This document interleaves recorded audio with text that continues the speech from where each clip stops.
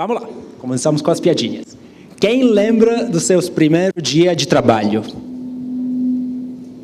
Quase todo, hein? Eu lembro meu como se fosse ontem. Eu tinha acabado de me graduar, né, a Milão, eu sou italiano, e tinha arrumado um emprego num jornal muito popular na Itália, chamado La Gazzetta dello Sport. Alguém conhece aqui? É um jornal de esporte, né, claramente. E uma das características desse jornal é que as páginas do jornal são cor-de-rosa. E então, sendo que esse era o meu primeiro dia de trabalho, eu queria chegar lá, tudo perfeitinho. Então, o dia antes do primeiro dia, eu fui cortar meu cabelo, né? Vocês não acreditam, mas naquela época eu tinha um monte de cabelo, na verdade. E coloquei meu terninho todo arrumadinho, que era o mesmo da graduação, era o único que tinha naquela época. E coloquei uma gravata cor-de-rosa. Imaginem a tolice. Mas naquela época, né, para parecer mais corporate, eu tinha trazido a gravata rosa, né, como as páginas do jornal. E isso não foi o único objeto inusitado que eu trouxe naquele dia. Trouxe também um outro objeto que tenho comigo hoje. Essa canetinha. Caneta tinteiro, né? Chama assim, né? E essa caneta, que tem uma fotinha também, eu tinha ganhado de presente no dia da minha graduação, da minha tia, a tia Giovanna. Mas, enfim, a minha tia, né, tinha sido criada depois da Segunda Guerra Mundial na Itália do Sul, né, que é uma região bem pobre. Então, ela nunca teria feito para mim um presente por pura vaidade, né? Ela tinha feito um presente que, na cabeça dela, era de pura utilidade, né? Por quê? Ela tem trabalhado a vida inteira num contexto de advocacia. Ela imaginava a caneta, né, a caneta tinteiro, como uma ferramenta indispensável. Ela usava essa caneta todo dia. Então, ela deu para mim, na convenção, que eu também teria usado essa caneta todo dia pela minha carreira futura brilhante. Agora, imaginem, apesar da brilhanteza da carreira, quantas vezes eu usei essa caneta. Talvez nenhuma, não sei, não lembro. Eu levo que nem um amuleto comigo. E por quê? Porque o primeiro dia cheguei lá, recebi na minha escrivaninha um desktop, né, um BlackBerry, recebi caderninhos e canetas que nem usei, né, e já era. Acabou com a caneta. Bom, vamos lá, gente. Meu nome é Orlando, trabalho aqui na Dropbox, uma empresa de tecnologia. E eu sei que vocês agora estão se perguntando por que esse italiano careca veio aqui, né, num palco que se chama Cultura e Talentos, para contar a história da caneta da titia Giovanna, né? A verdade é que essa história, apesar de ser burra, mas verdadeira, é uma metáfora eficaz do fato que não é só a tecnologia, né, que impacta no workspace, no ambiente de trabalho. As pessoas, ou seja, os talentos, têm também um impacto muito marcante, né? Cada vez que uma nova geração de talentos entra no ambiente de trabalho, ela leva consigo, né, as tecnologias com as quais eles familiarizaram antes de trabalhar, e joga por fora um monte de tecnologias que foram muito importantes para todas as gerações anteriores, né? Por exemplo, eu, apesar de parecer mais velho, sou tecnicamente um millennial, né? Eu nasci em 1981, millennial vão de 1980 até 1995, e minha geração, por exemplo, trouxe no ambiente de trabalho o conceito de always connected, né? Graças ao BlackBerry, graças às conexões internet que a começar do 2000 eram mais ubíquas, né? Todo mundo trabalhou nesse contexto no qual a gente era reperível o dia inteiro, dia, noite, 7 dias por semana, né? Jogou por fora tecnologias com a caneta da titia. Agora tem uma nova geração entrando no trabalho, né? Essa é a geração de pessoas nascidas depois de 1995, que os sociólogos chamam de geração Z. Nos próximos 30 minutos, mais ou menos, se a Emília não me jogar fora antes, eu vou falar justamente de como esses novos talentos, né, jovens que estão acessando agora no mercado do trabalho, estão remodelando o workspace, né, o ambiente de trabalho. Em particular, vou me enfocar em 3 tendências que eu considero particularmente importantes para vocês, e para mim também. E vou compartilhar com vocês a minha experiência, vamos dizer, privilegiada, tendo a oportunidade de ser um líder dentro de uma empresa que é muito inovadora, que é muito jovem por idade média, E também vou compartilhar com vocês experiências que aprendi por outras empresas, que conheci ou que estudei, no meu caminho. E por quanto possível, por cada uma dessas tendências, vou me focar o mais possível sobre o impacto, que essas tendências podem ter nos processos decisionais, dos líderes dessas empresas, na esperança que podem ser úteis para vocês, e inspirar vocês, apesar do tamanho da empresa pela qual vocês trabalham, seja uma startup, seja uma grande empresa estabelecida, tá bom? Então, a primeira tendência que eu queria falar é aquela do machine learning, da inteligência artificial. Sendo nascido nos anos 80, criado nos anos 90, a primeira coisa que vem na minha cabeça quando eu penso na inteligência artificial é essa aqui, os robots, esse aqui, esse robot, o Terminator, Robocop, o Robocop. Quando que os robots vão nos repor? Quando que os robots vão conquistar o mundo e tornar os homens escravos? Esse era o futuro que a gente imaginava, 30 anos atrás. Agora, gente, estou com boas notícias para vocês. Os robots não vão chegar ainda, pelo menos. De acordo com a pesquisa da McKinsey, na verdade, hoje em dia, só 5% das ocupações, dos trabalhos, podem ser completamente substituídas por tecnologias que hoje em dia estão já demonstradas e aplicáveis. Por outro lado, a mesma pesquisa nos fala que todas as outras atividades, todo 95% de outras atividades, vai ser, em alguma maneira, impactada por tecnologias relacionadas com machine learning e inteligência artificial. E isso, gente, é uma outra ótima notícia. Sabem por quê? Porque a gente está trabalhando de uma forma errada. O que a McKinsey nos fala é que os trabalhadores americanos, que normalmente são aqueles que mostram o caminho, hoje em dia só conseguem trabalhar efetivamente em tarefas primárias o 40% do tempo dele, enquanto pelo restante 60% eles gerenciam trabalho. Gente, é muito. Sobre um dia de trabalho, 60% do tempo a gente trabalha por trabalhar. E 40% é eficaz, é produtivo. Tanto que os americanos cunharam um termo por isso, que é work about work. Sendo que a Dropbox, a missão da Dropbox é justamente criar um ambiente de trabalho mais inteligente, mais iluminado, como a gente fala, quando a gente viu isso, pirou, e comissionou uma pesquisa para entender o que a gente faz nesse 60% do tempo de trabalho dele. E a verdade é que os resultados não foram muito surpreendentes, foram bastante básicos. A maior razão pela qual a gente gasta tempo a trabalho é para procurar, para localizar conteúdos, arquivos, informações.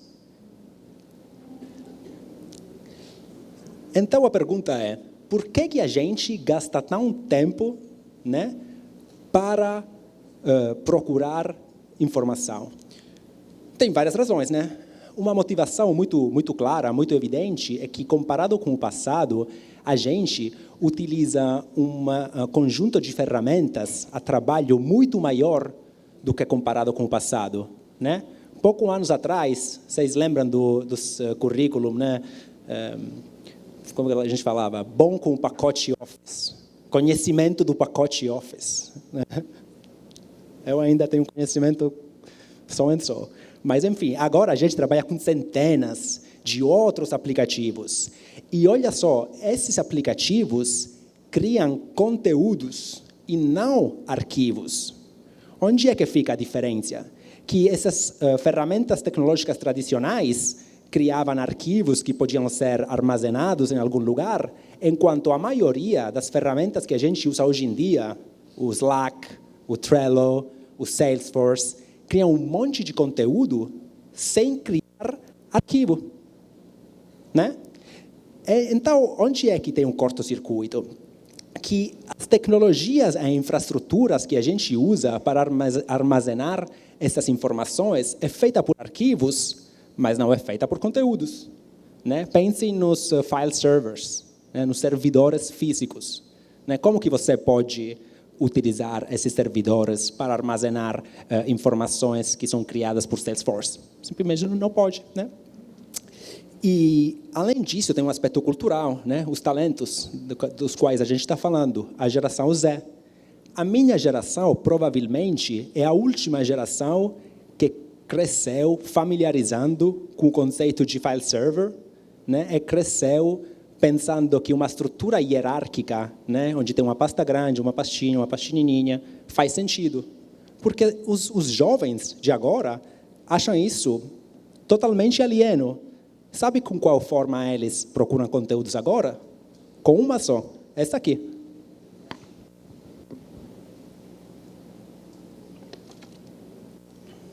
A barra de pesquisa. Pensem só, Google, né? Netflix, Spotify, Amazon, Wikipedia, o mesmo Dropbox. Né? Todos os jovens, né? Na verdade, vejo que aqui tem muitos da geração Z, muitos jovens. É a forma que vocês usam, né? E essas tecnologias de barra de pesquisa, junto com a tecnologia de machine learning, estão ficando cada dia mais inteligentes. Eles vão predir o comportamento do usuário, né? Às vezes vão se integrar com aplicativos, por exemplo, com o seu calendário, assim que eles sabem, num preciso momento, o que você está querendo procurar, né? Isso vai abater o work about work, né? É muito razoável pensar que, num futuro próximo, a gente vai usar uma ou poucas barras de pesquisas para procurar informações em centenas de ferramentas.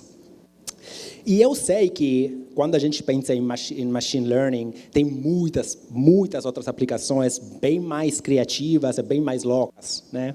O chatbots, por exemplo, né? Mas por que eu falo disso?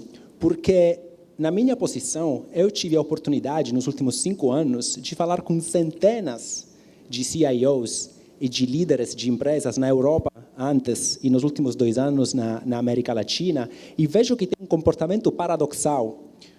Por um lado, eles investem um monte de recursos, um monte de dinheiro para fornecer tecnologias muito avançadas para os usuários deles. O Slack, o Salesforce, por exemplo. Mas, por outro lado, eles investem tempo, recurso e dinheiro na manutenção de infraestruturas que são vestígios do passado. É como se a gente desse, para voltar à caneta da tia, um iPhone X, né, com uma mão para seu funcionário e na outra mão a caneta, né? E depois tentar escrever com a caneta em cima do iPhone, né? Don't try this at home. Não falem que eu disse isso para vocês. Mas, enfim. A segunda tecnologia, né, que para mim é muito importante, é aquela da flexibilidade no ambiente de trabalho, né? Que os americanos chamam Workplace Flexibilities. Agora, acredito que aqui todo mundo concorda, né, que um workspace feito de escrivaninha e desktop já não existe mais, né? Ninguém usa mais. Mas a geração Z está levando essa mudança para um outro nível, né? Olham só os números. De acordo com a pesquisa das Regus, os 70% da população mundial de trabalho trabalha pelo menos um dia por semana remotamente. E mais da metade da população mundial trabalha metade do tempo remotamente. E uma outra pesquisa que eu li recentemente, da Ernst Young, fala que entre as primeiras 5 razões pelas quais funcionários se demetem é ter um chefe que não aprova, né, não concorda com trabalho remoto. Gente, isso é muita coisa. Vocês não querem perder seus funcionários, né?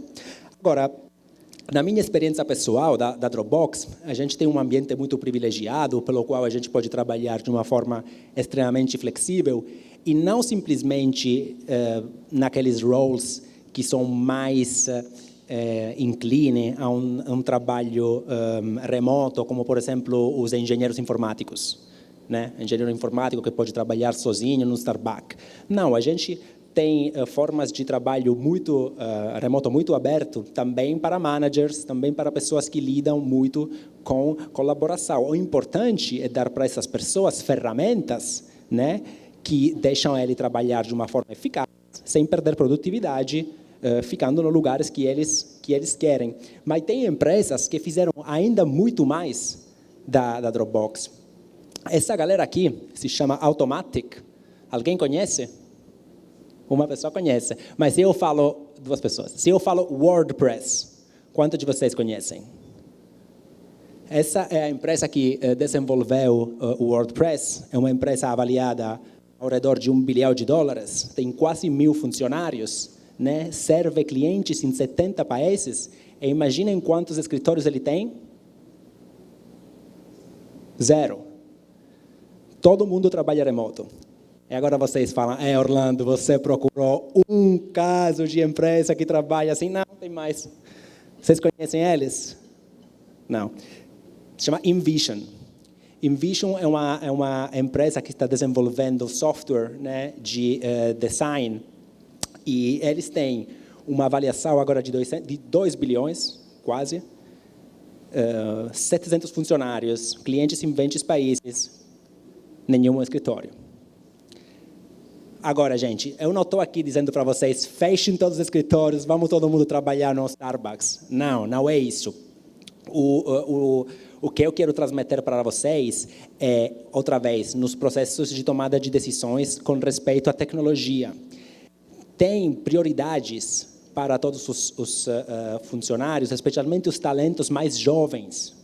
E a primeira consideração a fazer é com relação às tecnologias mobiles.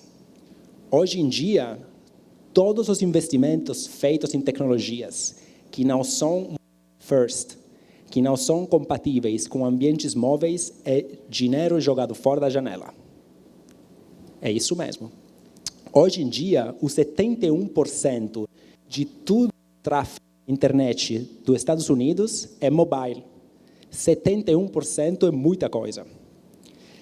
E agora você me fala, Orlando, de 2019 você fala para nós de investir em mobile, isso é óbvio. Mas isso é muito menos óbvio do que vocês podem imaginar quando vocês falam com líderes de empresas, especialmente no setor de tecnologia. Uma resposta que eu recebo muitas vezes dos CIOs, eles falam que o custo de conversão, né, o custo para treinar pessoas com novas tecnologias é maior do retorno do investimento, né, nas tecnologias mesmas. Vocês sabem qual é o custo de ter tecnologias obsoletas na sua empresa? Fechar a parada toda, mais ou menos. Então, se cuidem. E não é só mobile first. Tem mais uma nuance na escolha das tecnologias. Elas têm que ser platform agnostic. O que significa platform agnostic? Sendo que a gente tem sempre menos controle sobre os nossos trabalhadores, os nossos funcionários, porque eles ficam mais espalhados, a gente tem menos controle sobre os dispositivos que eles utilizam. Então, as tecnologias devem ser compatíveis com todos os tipos de dispositivos, né? Senão, o fato de ser remoto não permite eles de trabalhar de uma forma eficaz. O conceito de platform agnostic é uma boa sequência pela última tendência que eu queria falar hoje com vocês, que é suspense. Gente, tem que esperar.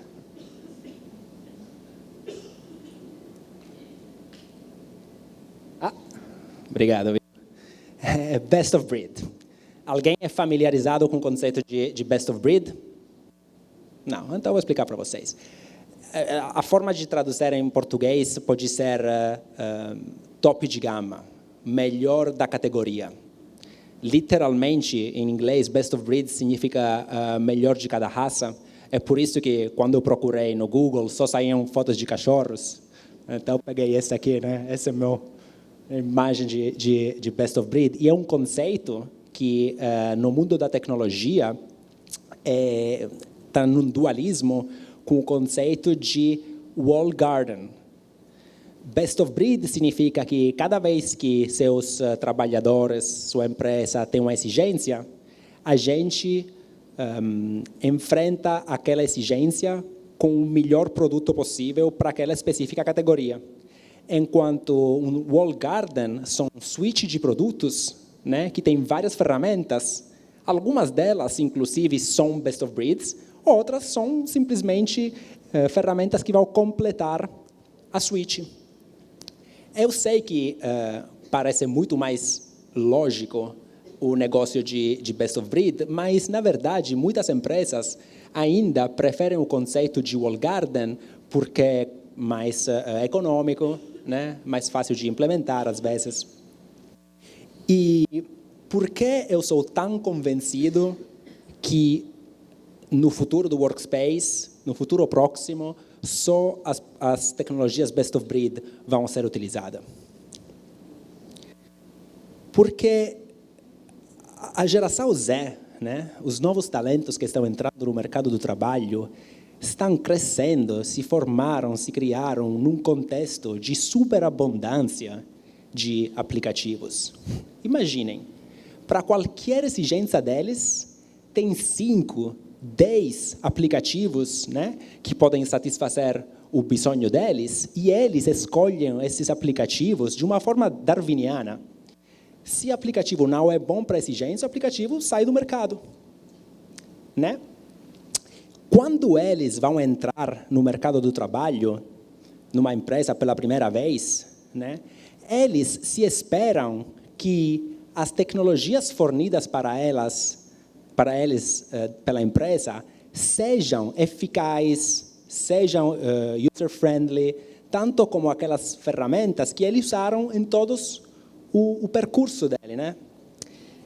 Se as tecnologias que a gente fornece para eles são difíceis de usar, são lentas, são clunky, e a gente oferece somente porque são pacote, né, dentro de uma suite, os funcionários vão se recusar de utilizar. Vão achar formas paralelas para atingir, né, a meta, para satisfazer o sonho dele, é criar o que a gente chama na indústria de shadow IT, ou seja, utilizar ferramentas não aprovadas pelo IT dentro de um contexto empresarial.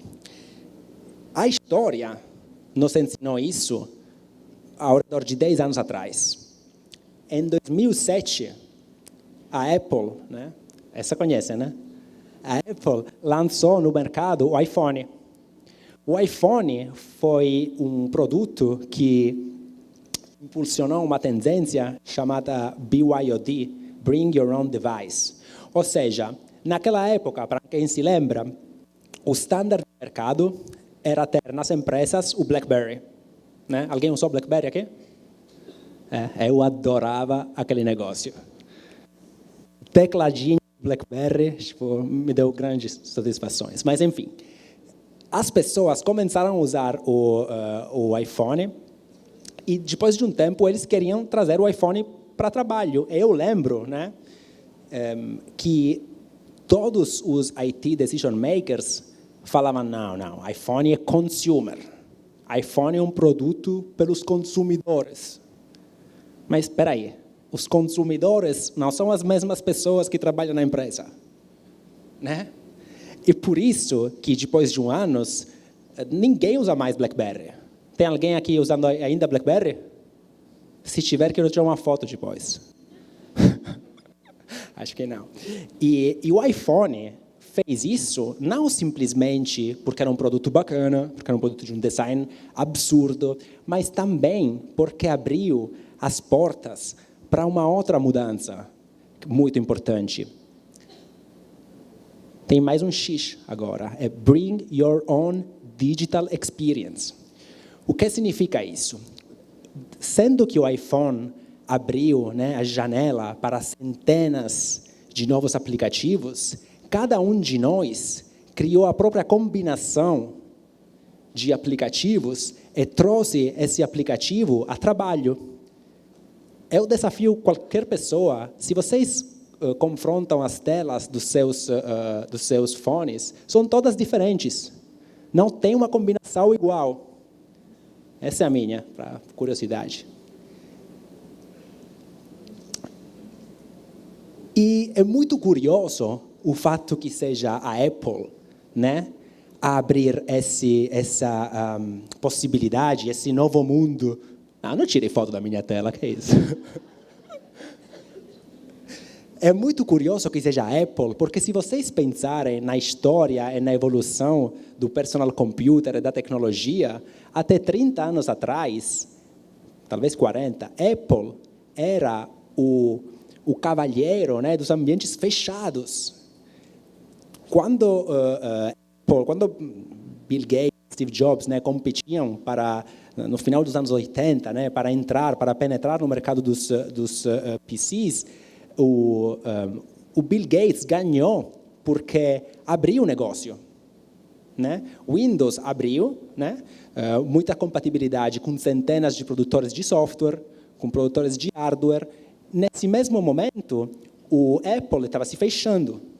Né? Depois de 20 anos, a história mudou totalmente. Né? Apple agora é uma das empresas maiores do mundo, claramente, e é, né, esse ambiente inacreditavelmente aberto, enquanto Microsoft, com o Office dele, está fechando o walled garden, né? Está apostando em ambientes fechados.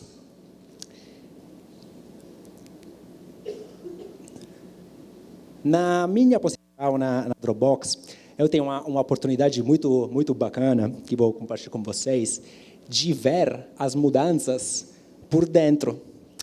E agora, tem empresas inovadoras, como a Dropbox, a Google, a Slack, a Zoom, que estão trabalhando, né, para que todos esses aplicativos best of breed, né, todas essas ferramentas best of breed, falem entre eles. Né? Assim que todo aquele conteúdo que estava espalhado por centenas de ferramentas diferentes podem viver nas mesmas pastas. Esse negócio aqui é a nova User Experience da Dropbox que foi apresentada em junho. Pela primeira vez, né, dentro da mesma pasta, tem conteúdos criados por Google Apps.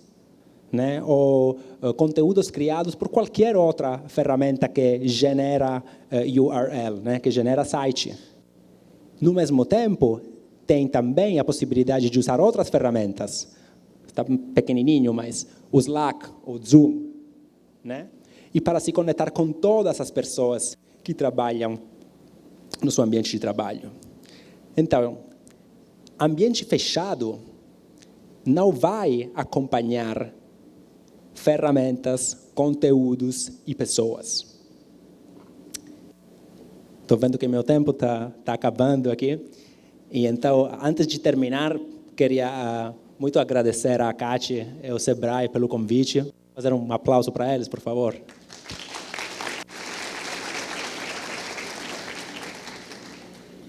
A última mensagem que quero passar para vocês, gente, na esperança que isso possa ajudar as suas empresas, sejam startups, sejam grandes.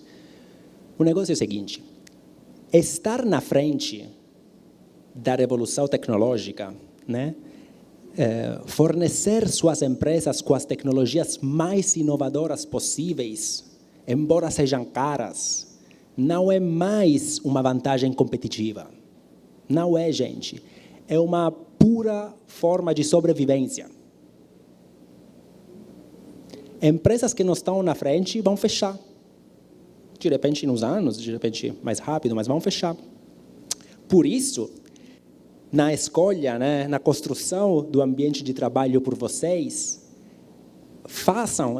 satisfaçam as necessidades dos novos talentos, né? Dão para eles tecnologias que sejam inteligentes, né? Que desfrutem as possibilidades ofertas pelo machine learning, pela inteligência artificial. Forneça para eles ferramentas que suportem o trabalho remoto. Mais deles vão pedir de trabalhar remotamente. E, por última coisa, confiam nas aplicações best of breed. Não fechem o jardim de você. Em outras palavras, gente, não tenha medo. O futuro vai ser maravilhoso. Obrigado.